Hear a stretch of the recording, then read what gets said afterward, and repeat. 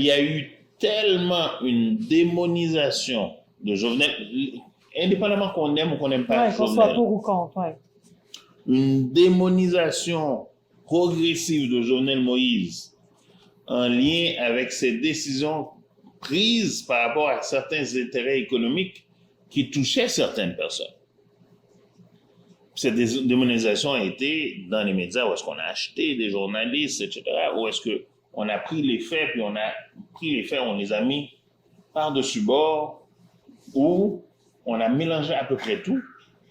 Mais comment se fait-il, comment est-ce qu'on explique que la mort n'appartienne qu'à une catégorie de gens qui souvent, moi ce que j'appelle, que j'ai défini bêtement, un peu stupidement pour certains, comme les Noirs d'Haïti, tandis que les classes dominantes, ben, ils ne sont pas noirs, je ne veux pas les définir, parce que je suis capable de clairement définir ceux qui meurent.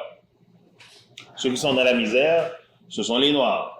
Mais les autres, j'ai beaucoup de difficultés à les définir. Donc, c'est toujours le truc du colonialisme. Comment est-ce qu'on explique ça? Comment est-ce qu'on explique qu'on continue à accepter que ça se passe comme ça quand on fait le constat que, OK, bon, ces gens-là, ils ont de l'argent, certes, mais John, on va s'entendre, quand on se met à calculer ce qu'on vaut, nous, au niveau de la diaspora, ben, ça ne représente qu'une infime partie.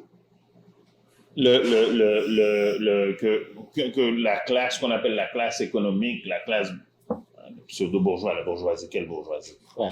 Tu comprends? Donc, j'ai beaucoup de difficultés avec tous ces concepts. Si vous me permettez, c'est une dynamique sociale, sociétale, qui date depuis l'indépendance. D'ailleurs, c'est à la base de l'assassinat de l'empereur Jean-Jacques Dessalines. Il a été assassiné par Pétion et ses alliés mulâtres, qu'on appelait dans notre histoire. Mais je peux dire, ce narratif est revenu en force avec la montée de Michel Martelly au pouvoir. C'est Michel Martelly qui est comme un peu de Pétionville, il y a une élite à ce niveau-là. Et on entendait ce slogan en Haïti, Haïti pas maintenant différent. C'est comme il y a deux Haïti. Une Haïti de gens vulnérables qui peut être sujette aux balles assassines, à n'importe quoi, à toutes les vulnérabilités de la vie urbaine et périurbaine, et d'autres qui en sont épargnés. Bien sûr. Et on s'est rendu compte, par rapport à ce qui est arrivé avec la COVID, par exemple, on a vu que, écoute, il n'y a pas de discrimination possible, parce que cette élite n'a jamais eu une vision nationale. Non. La notion de construction d'un État. C'est le panier de crabe. Et là, moi, je veux voir mon ancien, il n'était pas mon professeur, mais il enseignait à l'UQAM, c'est un Haïtien qui s'appelle Daniel Oli, il enseigne la science politique. Oui.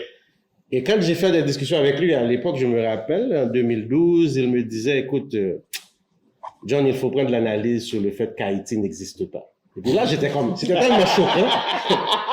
Il m'a dit, écoute, tu apportes tous tes livres, là, tu me montres, là, moi, écoute, là, je vais t'écouter à partir du moment où on est d'accord sur le fait que... Je vais t'écouter toi. Mais le reste, c'est pas... Non.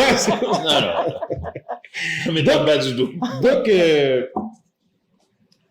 la construction d'un État-nation, ça prend quoi? Ça prend une volonté de vivre ensemble. Cette volonté de vivre ensemble, de coexister, de cohabiter, n'a jamais existé en Haïti. Il y a toujours eu deux écoles, et tout est à deux vitesses. Deux langues. Deux langues, deux dynamiques sociales. Ça a toujours existé. Et je me rends compte maintenant, avec les vulnérabilités qui n'est pas une personne, par exemple au changement climatique, les vulnérabilités sur le plan environnemental, et la croissance démographique qui fait que à chaque fois que les gens que tu viens d'évoquer là tout à l'heure, ils montent un peu plus en hauteur, il y a des bidonvilles qui les suivent, avec toute leur vulnérabilité. Et récemment, il y a des chefs de gang qui se sont installés à la boule. Mais là, c'est leur fief. La boule, c'est leur fief. Ils se rendent compte qu'ils font partie de l'écosystème. Donc maintenant, pour vous dire qu'il y a une illusion de ces gens-là, qu'ils peuvent être dans le désert, avec la température maximale du désert, mais ils ont un arbre restant ou une petite sauce là qui s'amenuise de jour en jour, mais ils pensent pouvoir. It's not sustainable. Mais ça va pas être durable. Et ils vont se rendre compte qu'ils vont tous périr ensemble. Au-delà de ça, l'assassinat de Jovenel Moïse, moi, m'indique une chose. C'est malheureux. On ne peut plus continuer dans le système où quelques-uns continuent à faire le pesé soucé sur le dos de tous, parce que eux-mêmes, dans leur propre modèle, ils sont pris au piège. C'est un piège à con. Tu peux avoir autant d'argent que tu veux. Si tu n'es pas capable de t'assurer d'avoir un minimum d'infrastructure, de sécurité, c'est de ça qu'on parle. Si tu as été assez stupide pour financer un coup d'État qui fait quoi comme preuve? Qui fait la preuve que ta propre sécurité n'existe plus. C'est ça. C'est archi, pour moi c'est archi ridicule. Ouais. Tu peux pas te mettre dans une position, que ce soit que tu désires le pouvoir politique, ou que tu détiens un pouvoir économique, on t'enlève des choses, et que tu décides d'éliminer celui qui t'en empêche, supposément, parce que c'est la preuve à travers l'acte qui a été commise, que tu décides de faire cela, mais la preuve, c'est que il y a plus rien qui existe. Ces gens-là, ils ont pas accès à, ils ont une crise, par exemple, de cœur. Ils vont aller où? Il n'y a pas d'hôpital. Voilà, donc c'est pour ça que je veux dire, écoute, il y a une illusion de bien-être qui sont dans une sorte d'îlot de bonheur pendant que toute la majorité crève.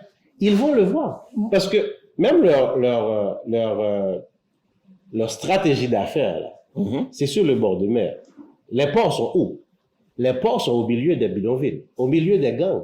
Ils peuvent s'acheter des gangs, etc., mais à un certain moment, ces mêmes armes vont retourner contre eux.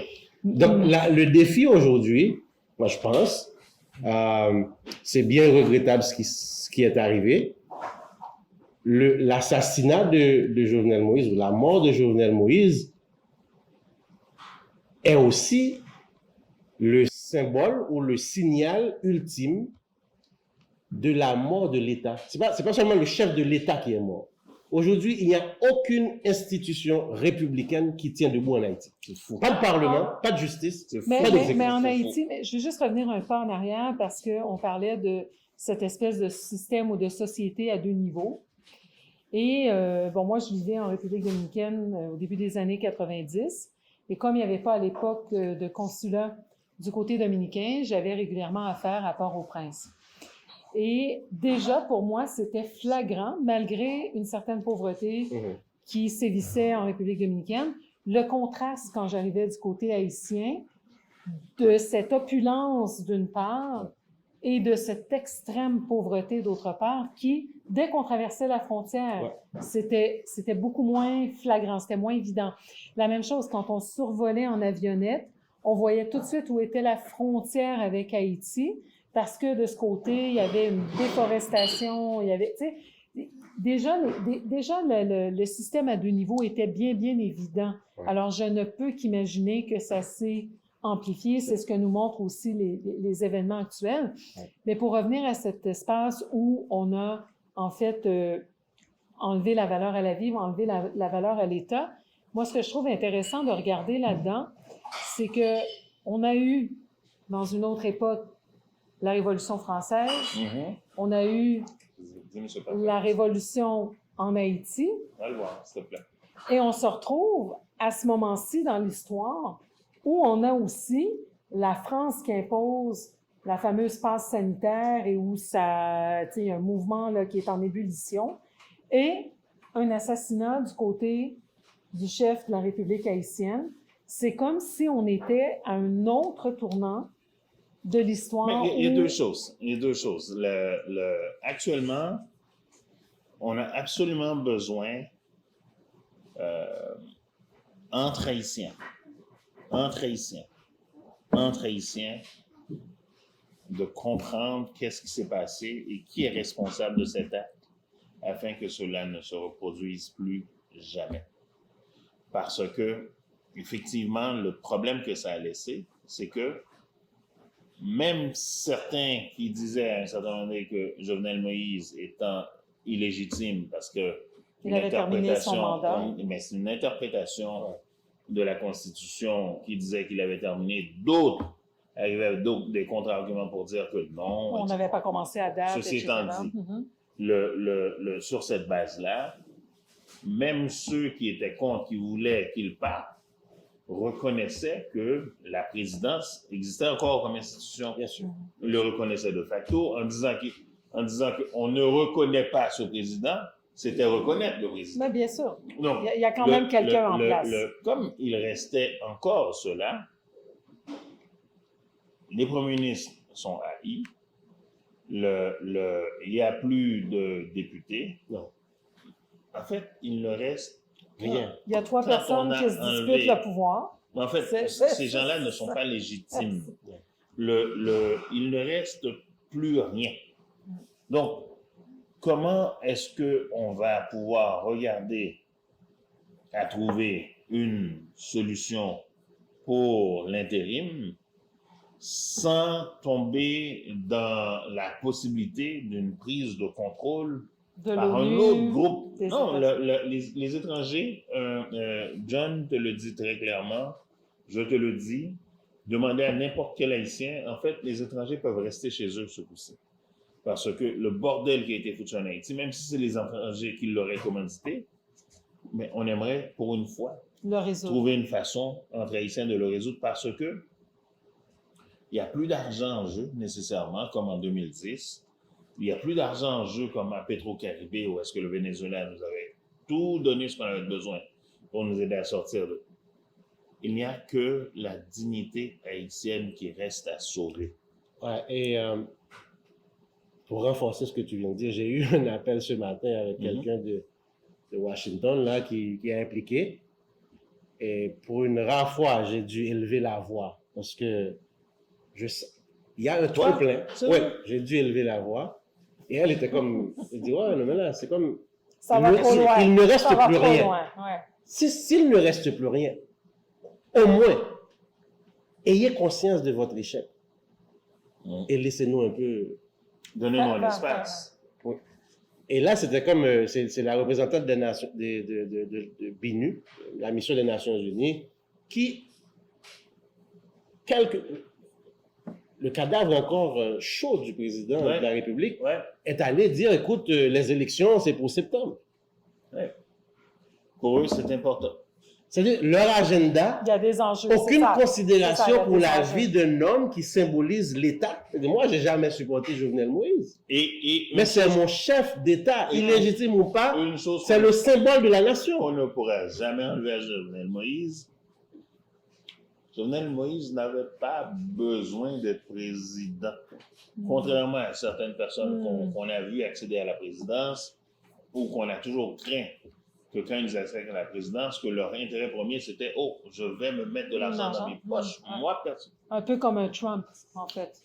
On a vu dans Jovenel Moïse peut-être un gars qui a décidé d'enlever à certaines personnes, de relaxer par rapport à d'autres, mais j'ai pas su, même si j'ai pas suivi nécessairement autant que certains, j'ai pas su que Jovenel Moïse était personnellement le plus grand des présidents Gabji, qui prend de l'argent pour mettre dans ses poches. Fait il avait quand même un idéal, une idée qu'il voulait mettre de l'avant pour Haïti.